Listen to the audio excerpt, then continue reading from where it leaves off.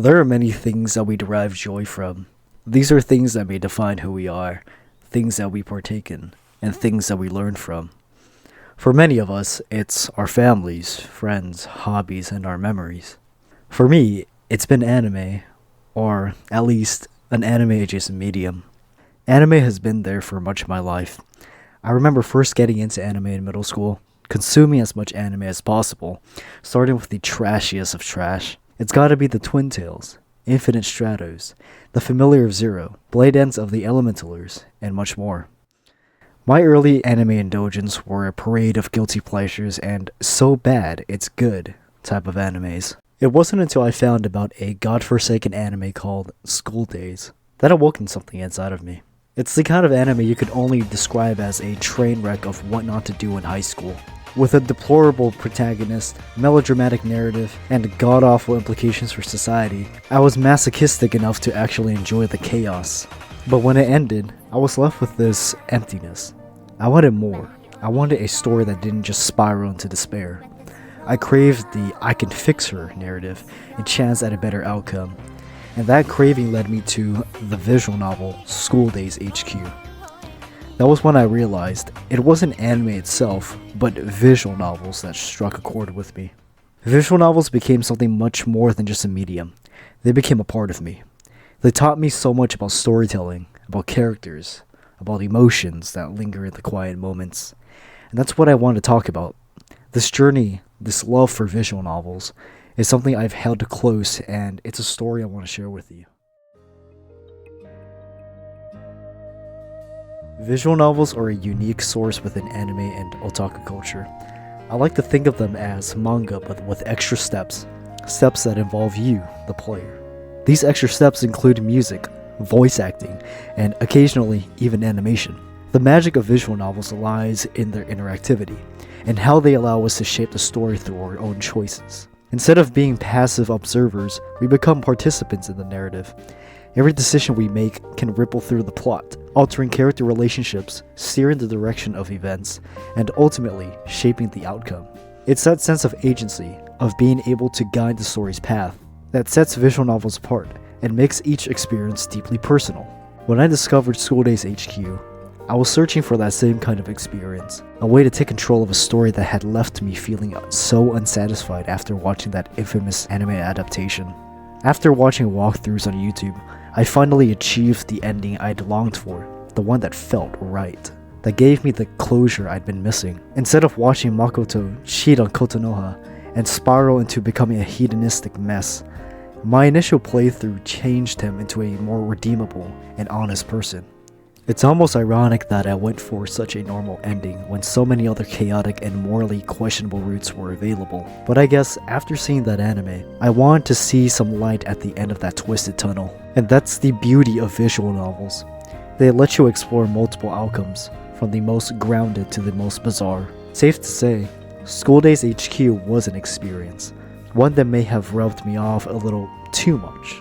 It showed me that the choices that we make can lead to anything, from the best possible ending to the most abrupt bad ends. A good example of this would be from a visual novel I've played before called Clannad Shoujo, which is a murder mystery visual novel where one wrong choice can lead our protagonist straight to his demise. Visual novels constantly remind us of the consequences of our decisions, no matter how small. Considering the nature of branching storylines in visual novels, many are quite long. Look no further than to highly praised works such as Umineko, Fate Stay Night, White Album 2, and Love Love Alternative, each of which can easily range from 50 to 90 hours of read time. That's not even accounting for completionist runs, if you wanted to experience every single achievement, Easter egg, or miscellaneous goal. The point is, the extended length of visual novels gives them ample time to develop their plots, characters, and themes. In my opinion, this pacing is what allows visual novels to tell some of the most masterful stories, because they have the time to flesh out every single detail. When I look back on visual novels I've read, I realize that the longer they were, the more intimate the experience became. I got to witness the gradual development of characters in a way that felt both meticulous and deeply personal, investing my time and emotions into these characters as if they were real. For example, during my read-through of Clannad, There was a specific route with Kill that stood out to me. We spent so much time with her, slowly unraveling layers of her personality that you never see unless you chose her path. I remember watching Kill's slow-growing crush on Tomoya, watching it build into this heartbreaking, unrequited love. Through every little interaction, you could feel the tension and longing, her emotions oscillating between hope and resignation. It turned into this gripping story that had me empathizing with her every struggle. It was a struggle that touched on the delicate balance between wanting someone for yourself and holding back for the sake of someone else you care about. That's the beauty of visual novels. With enough time, you start to truly connect with these characters on a deeper level. Kill's story resonated with me so much because it reminded me of my own love life back in high school. Beyond the lengthy nature of visual novels, another defining feature is their focus on monologue. Most visual novels I've come across follow a protagonist very closely, immersing us in their thoughts and internal conflicts. Sure, some visual novels like F, A Fairy Tale of the Two explore multiple perspectives, but it's the single POV style that really stands out to me. Monologues become a powerful tool, revealing a character's internal world and allowing us to understand their motivations, doubts, and ideals in ways that no dialogue could. Just as an example, this brings me to one of my biggest frustrations, especially within the Fate community, on how misunderstood Emi Ashiro often is. People love to dismiss him as annoying, foolish, or just a guy with too much plot armor. I get why anime-only fans might see him that way, but it still bugs me. The anime adaptations are made for a broader audience and are limited by 20-minute episodes, which just don't capture the full extent of Shiro's internal dialogue. When I think back to my playthrough of Fate Stay Night, what stood out to me was how much of Shiro's growth is tied into his internal struggle, how we get to see the thought process behind what seem like irrational decisions.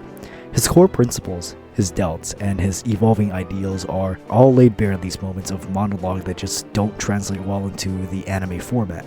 But when you really dig into Shiro's development across the visual novel, you realize he's this deeply layered character, shaped by his conflicting thoughts and motivations.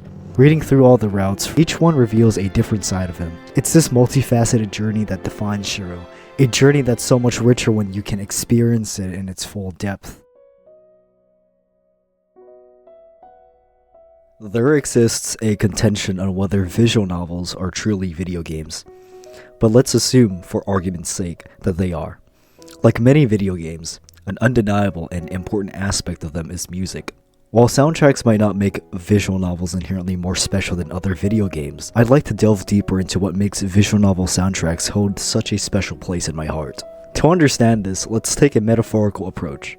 If the story and narrative were the skeletal structure of the body, then music are like the arteries, veins, and nerves that transport oxygen-rich blood throughout the body, giving it life. That's the true purpose of music in visual novels, to breathe life into the narrative, to complement each scene, to set the tone, and to fully immerse us in the experience. When we read something like a physical book, we process the text in our minds and are free to interpret as we see fit. Sometimes, without additional stimuli, we may struggle to interpret or even lose interest in what we're reading. However, the presence of music makes all the difference. Music guides our emotions, enhancing the depth of the words on the screen and immersing us even further into the narrative. Sometimes when I'm reading a visual novel, I like to just pause and let the music sink in before proceeding with the story. I remember when I first launched the Tsukihime remake after having read the original Tsukihime and waited ages for the remake to finally arrive. As the title screen faded in and the title track started playing, it was like reliving an old memory. It was a modern rendition of the original Tsukihime theme, and hearing that track felt like a culmination of all the years of anticipation and longing for the remake.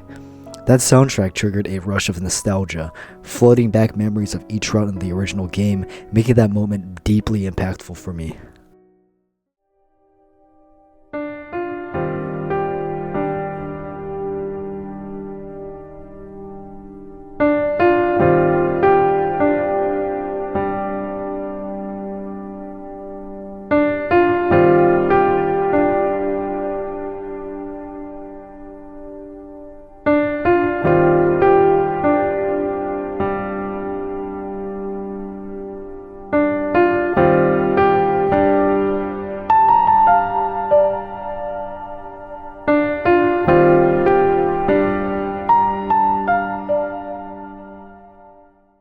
The beauty of music in visual novels is also tied to the length of these narratives. Visual novels often take their time, unfolding their stories over dozens of hours, which allows the music to make a lasting impression. This extended duration allows the introduction of leitmotifs, musical themes that are associated with specific characters, places, or emotions. Given the long format of visual novels, these leitmotifs have plenty of time to grow on us and become an integral part of the storytelling. I recall my time as a junior in high school when I spent over 70 hours reading Clannad. Throughout the game, there was a recurring theme that played, Nagisa's theme. This song appeared across various scenes and always served as a leitmotif for Nagisa. Its calming and nostalgic melody triggered memories not just of Nagisa's journey, but also of my own childhood. Nagisa's theme felt like a lullaby. As I progressed through Clannad, the theme became a powerful emotional anchor, culminating in a pivotal moment of the visual novel where I found myself in tears. Another powerful example of VN music's impact on storytelling was in Clannad no Shoujo. The soundtrack that plays during the perspective shifts from the protagonist to the murderer always gave me a sense of dread and morbid anticipation. Paired to the unsettling visuals, it signaled that something terrible was about to happen, that I was either heading toward a bad end or about to witness another horrifying murder. The music amplified the tension, drawing me deeper into the dark and twisted world of the game. Then there was F, a fairy tale of the two. One of the most memorable moments for me was when Kuze played the violin as a parting gift to Himura and Yuko. By that point, I had invested so much time into these characters, and Kuze's violin performance was nothing short of breathtaking.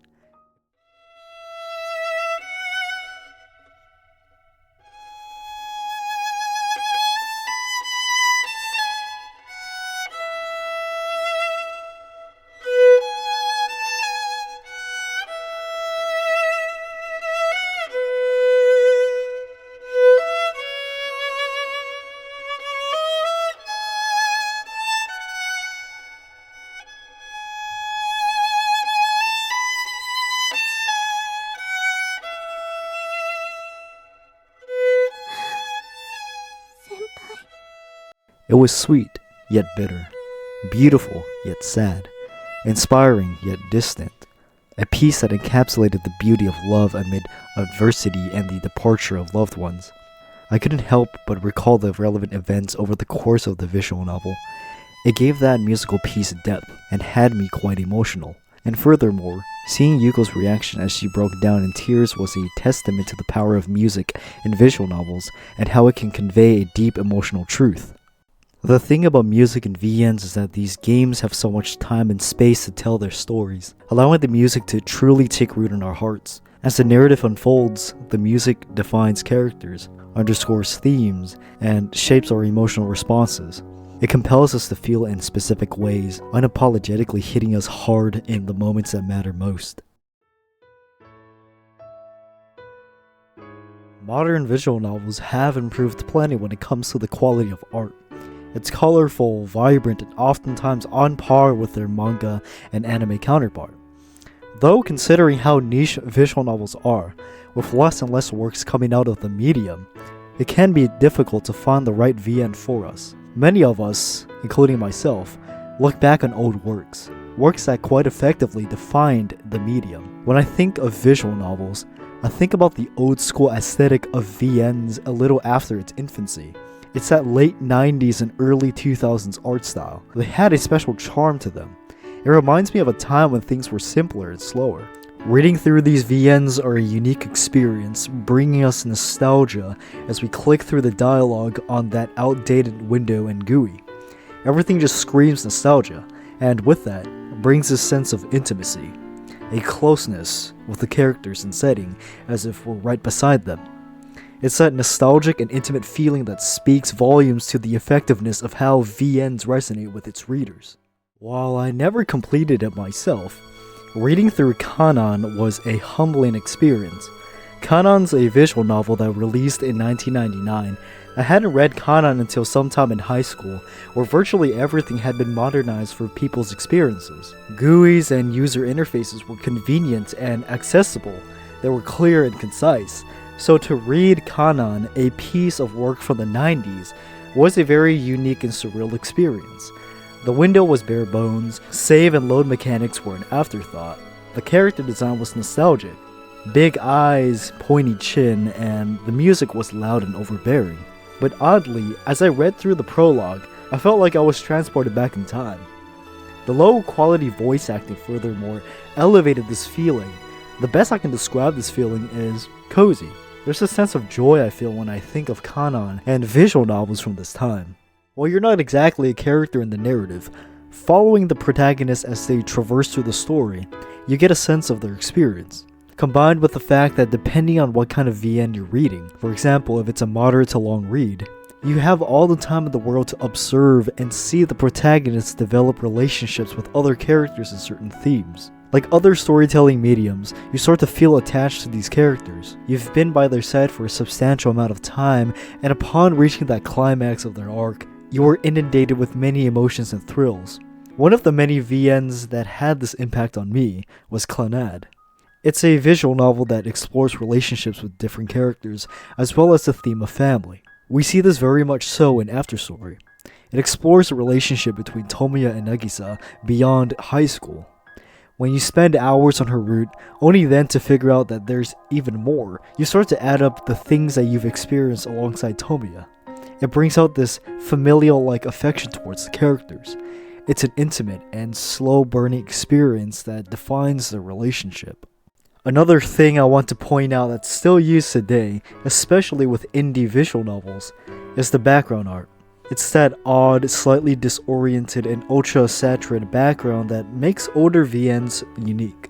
I can only imagine back in the day where developers probably didn't have the necessary resources or talent in order to draw a background, and so they'd resort to these ultra-processed images.